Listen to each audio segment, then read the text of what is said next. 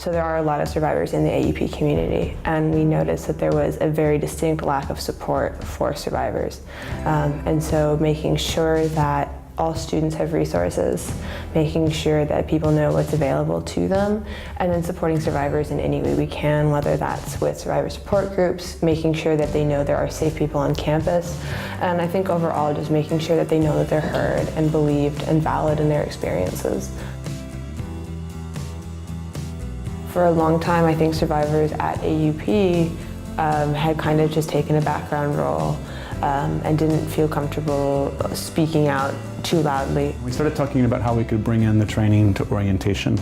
I thought that was a great idea, and I thought it was going to take a little bit of time to get it all together. In fact, the president of the group this year, Frances Eby, she surprised me because she worked really hard over the summer. She put together an amazing video, and it all kind of came together at the very last minute. I think it shows that AUP has the ability to be an incredibly open and incredibly supporting community. We just needed to find the proper channels and find the proper outlet for it to be so. For me, the whole point of a university is to educate, and part of that role of educating is to talk about essential topics, and this is obviously one of those essential topics. I think right now in particular it's a really difficult time for survivors. The news cycle is so intense right now, and I think it's important that survivors understand that it's okay to tune out.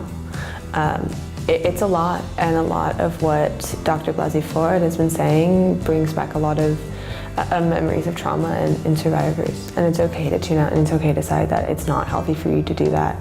And so I want to thank you. I want to thank you for your courage, and I want to tell you I believe you. I believe you. And I believe many Americans across this country believe you. I mean, you can look at footage of photos of protesters at the Capitol, and there's so much support coming out, and I think it's just a much healthier, a much more positive alternative to look at that. And survivors are saying enough is enough. We're here, we're valid, and we deserve to be heard. And that's the culture that we're trying to support. That's the culture we want. We want survivors to come forward and say, here I am, here is my story. And AUP For Consent wants to be there for every second of it and say, we see you, we hear you, and we believe you.